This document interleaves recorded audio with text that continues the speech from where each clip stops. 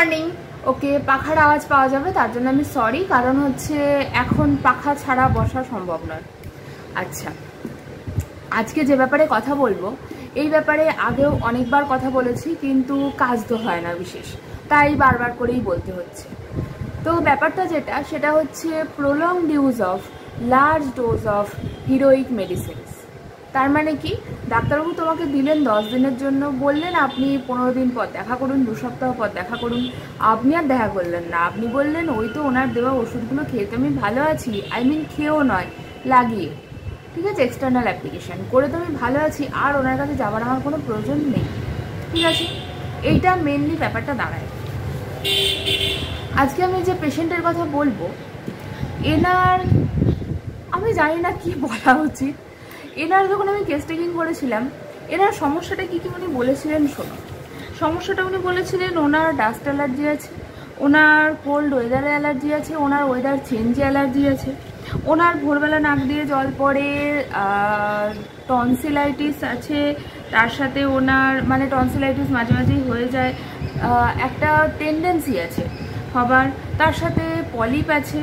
আচ্ছা, তার সাথে কি আছে, তার সাথে আছে পায়ে ব্যথা, ঘাড়ে ব্যথা, ঘাড়ে শিরা ফুলে যায়, মেনস্ট্রুয়েশনের সমস্যা। আচ্ছা, ওদিকে সিস্ট আছে। আচ্ছা,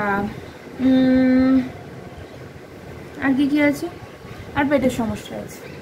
এইসব উনি আমাকে বলেছিলেন। দেখো, তবে ওনার যে মেন যে চিপ কমপ্লেনটা ছিল, সেটা হচ্ছে ওনারই নিঃশ্বাসের সমস্যা, পলিপের সমস্যা। দেখো, আমাদের অর্গানন অফ মেডিসিন আর প্র্যাকটিস অফ মেডিসিন দুটোই তো মেডিসিন। এদের দুজনের যে কনসেপ্টগুলো, সেগুলো খুব সুন্দরভাবে ম্যাচ করে যায়। আমি যখন অর্গানন অফ মেডিসিনের কোনো একটা কনসেপ্ট পড়ছি, পরে দেখবো সেটাই কোনো না কোনো ফর্মে প্র্যাকটিস অফ মেডিসিনেও সুন্দর করে লেখা আছে। ঠিক আছে, অর্গানন অফ মেডিসিনে ফার্স্ট ইয়ার থেকে আমরা দেখে আসছি যে যদি কোনো স্কিন ডিজিজ সাপ্রেস হয়ে যায়, যদি কোনো স্কিন ডিজিজকে আমি অকারণে মলম লাগিয়ে, অতিরিক্ত পরিমাণে মলম লাগিয়ে, যখন আর সেটার প্রয়োজন নেই তখনও সেটাকে লাগিয়ে আমি যদি সেই জায়গাটাকে চেপে দিই, সাপ্রেস করে দিই, তাহলে আমার সেই সমস্যাটা আমার শরীর বার করবে আমার নিঃশ্বাসের সমস্যার মাধ্যমে, কিংবা অনেক সময় আরও অন্যান্য সারা শরীরের অন্যান্য সমস্যার মাধ্যমে। কিন্তু ফার্স্ট ইয়ারে ছিলাম তো তখন এখনও যে খুব একটা বিশাল বুঝি সেটা বলছি না, কিন্তু তখন নিতান্তই খুবই ছোট ছিলাম, একদমই নতুন। তো তখন এই যে ব্যাপারটা, এই নিঃশ্বাস আর স্কিন, এই ব্যাপারটা খুব খুব একটা চমকপ্রদ লেগেছিল। যে বাবা এরকমও হয়। আচ্ছা, তারপর আস্তে আস্তে প্র্যাকটিস অফ মেডিসিন বইটা যখন পড়তে শুরু করলাম, তখন দেখলাম ওখানেও খুব সুন্দর করে এটা লেখা আছে। আচ্ছা, তখন বললো আচ্ছা এটা মেডিসিনেও লেখা আছে, অর্গাননেও লেখা আছে। আচ্ছা, এরকম ব্যাপার। এমনিতে আমাদের যে ওই সিঙ্গেল মেডিসিন দেওয়ার যে ব্যাপারটা আছে, সেটাও কিন্তু অ্যালোপ্যাথি কনসেপ্টও, সেটা দেখো, মানুষকে সুস্থ করা তো, এখানে ঠিক হোমিওপ্যাথি অ্যালোপ্যাথি দ্বন্দ্বটা এনে আমার মনে হয় না এক্সট্রা সময় নষ্ট করা উচিত বলে। কোথাও এই প্যাথিতেও কোথাও না কোথাও বলা আছে, ওই প্যাথিতেও কোথাও না কোথাও বলা আছে। যাই হোক, অন্য কথা না বলে এনার কেসটা বলি।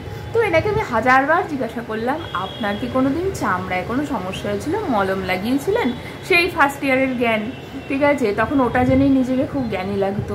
আচ্ছা, তো এইবার তাকে জিজ্ঞাসা করলাম, তিনি বললেন না না, চামড়ায় আমার কোনোদিন কোনো সমস্যা হয়নি, চামড়া আমার খুব ভালো। আমি বললাম আচ্ছা ঠিক আছে, কেস টেকিং করা হলো, সব হলো, ওষুধ দেওয়া হলো। এইবার কি হলো, উনি প্রায় 3 মাস ওষুধ খেয়েছেন অলরেডি। এখন কিন্তু ওনার ওই পলিপের জন্য নিঃশ্বাসের সমস্যা, সেই ওই সমস্যাগুলোর ফ্রিকোয়েন্সি অনেক কমে এসেছে। হয়তো মাসে 1 দিন উনি আগে যে স্টেরয়েড খেতেন বা স্প্রে করতেন, সেগুলো সব বন্ধ করা হয়েছে। উনি এখন বলছেন মাসে 1 দিন, আমাদের বলা হয়েছে যদি খুব কষ্ট হয় তাহলে ওই স্প্রেটা একবার করবেন। এমনিতে তো আমাদের ম্যানেজমেন্ট দেওয়া হয়েছে মোটামুটি এখন আর ওগুলো লাগে না বললেই চলে। লাস্ট 1 মাসে তো আমি একবারও দেখিনি ওগুলো অ্যাপ্লিকেশান লেগেছে। তো ব্যাপারটা যেটা, গত পরশু উনি আমাকে মেসেজ করছেন, আমার না হাতে বলে উনি ওনার হাতের ছবি পাঠিয়েছেন, আমি স্ক্রিনে দিয়ে দেবো, আমি নাম দেখা যাবে বলে আমি দেখাতে পারছি না ডাইরেক্ট। আমার হাতে এক রকমের সমস্যা হয়, দাঁড়াও আমি তোমাদের মেসেজটা পড়ে শোনাই, দেখা যাচ্ছে না তো,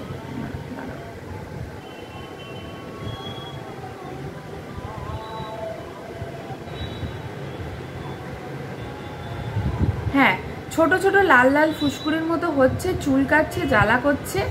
আচ্ছা এই মলমটি ব্যবহার করছি বলে একটা কিটোকোনাজল ক্রিমের ছবি, আচ্ছা হাতে, দু হাতে।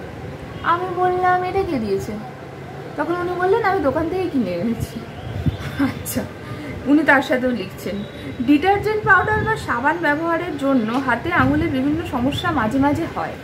আচ্ছা আমি যে কেস টেকিং করার সময় বা রিভিউ নেওয়ার সময় এতবার করে জিজ্ঞেস করি, তখন কোথায় থাকে মনটা, তখন কোথায় থাকে? আচ্ছা তার সাথে উনি বলছেন যে প্রায় 1 মাস ধরে উনি এখন কন্টিনিউয়াসলি ওই কিটোকোনাজল উনি লাগিয়ে গেছেন। উনি বলছেন 1 মাস, আই মিন এত বছরের সমস্যা উনি 1 মাস ধরে লাগাচ্ছেন কিটোকোনাজল, এতদিন কি করছিলেন। যাই হোক আমি ওসবের মধ্যে ঢুকতে চাই না। এই ওষুধটা আমি নিজে ওষুধ দোকান থেকে কিনে এনেছি। কেন তোমাদের আমি বারণ করি? এইবার ব্যাপারটা বোঝো কেন আমি বারণ করি। আমি চেষ্টা করছি এই সব জিনিসপত্র, এই সব সমস্যা, মানে এইসব যেগুলো নিজেদের ডেকে আনা সমস্যা, যেগুলো আমরা বিভিন্ন ধরনের ওষুধ ইউজের মাধ্যমে নিজেদের মধ্যে ঘটিয়ে থাকি, সেইগুলোর সাইড এফেক্ট কাটাতে, সেইগুলোর আফটার এফেক্ট কাটাতে। আর তুমি ওখানে মলম ঘষে যাচ্ছ, এটা কি ধরনের কাজ বলো দেখি?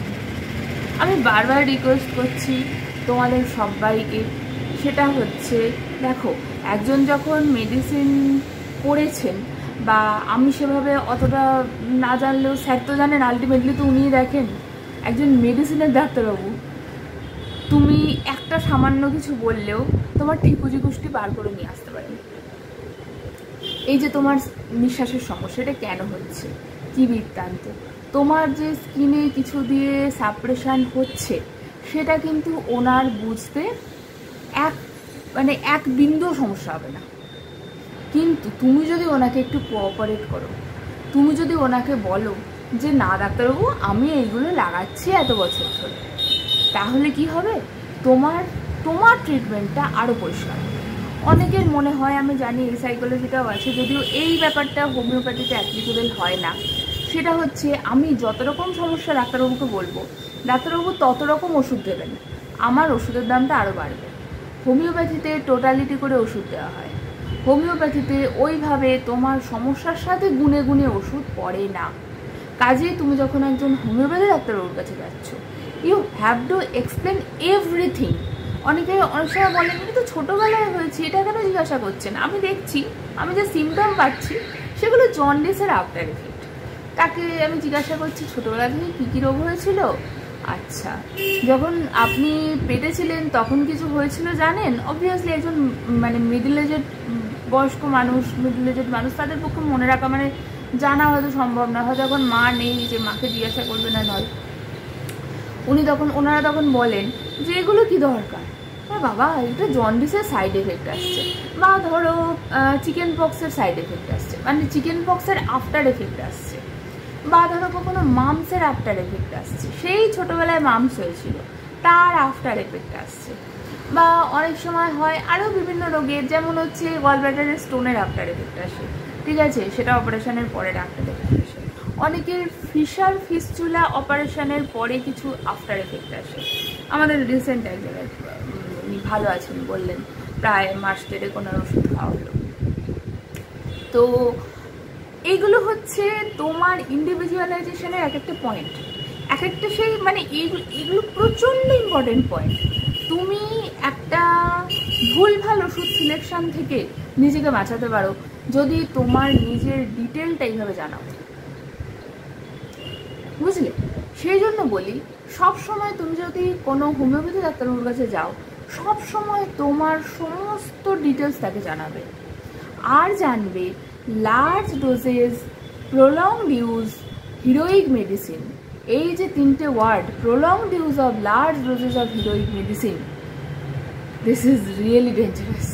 Really dangerous. এটা কিন্তু মানে ওই যে বলি না, কোনো প্যাথির সাথে কোনো প্যাথির ঝামেলা নেই ভাই। ওই ঝামেলাগুলো কেন হয় আমি জানি না। আমিও যখন প্রথম ইউটিউবে লোকজনকে জানাতে শুরু করি যে হ্যাঁ আমি হোমিওপ্যাথি, ঠিক আছে, আমি হোমিওপ্যাথি জগৎ থেকে বিলং করি, তখন আমি জানি না কেন লোকজন এসে আমার সাথে অ্যালোপ্যাথি হোমিওপ্যাথি দ্বন্দ্ব করতেন। এখন জিনিসটা একেবারেই বন্ধ হয়ে গেছে।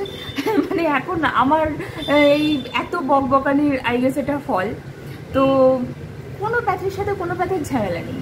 এই যে এই কথাটা large doses prolonged use heroic medicine, এই কথাটা প্র্যাকটিস অফ মেডিসিনেও লেখা আছে, আমাদের অর্গানম মেডিসিনেও লেখা আছে। এই যে ফ্রেঞ্চটা আমি বললাম, এটা অর্গানম মেডিসিনের একটা অ্যাফোরিজমের থেকে তোলা কথা, আর যেটা সিঙ্গেল মেডিসিন ইউজ করার কথা সেটা আমাদের অর্গানম মেডিসিনেও আছে, আমাদের হোমিওপ্যাথির একটা মানে কার্ডিনাল প্রিন্সিপাল বলতে পারো। ঠিক সেই সেম কথাটা কিন্তু আমাদের প্র্যাকটিস অফ মেডিসিনেও লেখা আছে। এখানে অ্যালোপ্যাথি হোমিওপ্যাথির কোনো দ্বন্দ্ব নেই। আলটিমেটলি তোমার উদ্দেশ্য হচ্ছে টু কিওর, তোমার উদ্দেশ্য হচ্ছে সুস্থ হয়ে যাওয়া, তোমার উদ্দেশ্য এই হোমিওপ্যাথি অ্যালোপ্যাথি ঝামেলা করা নয়, রাইট? আচ্ছা, তো এটাই বলার। আর আরেকটা কথা যেটা খুব মানে এই ভিডিওটা করার যে জন্য করা, সেটা হচ্ছে বাবা তোমার যা যা সমস্যা আছে শুরু থেকে জন্ম থেকে, দরকার হয় তোমার মা যখন প্রেগনেন্সির জন্য চেষ্টা করছিলেন বা তার আগে তার কোনো মিসক্যারেজ হয়েছে কিনা, কোনো কমপ্লিকেশন হয়েছে কিনা, সেই সব কিছু লুকিয়ে আছে তোমার মধ্যে।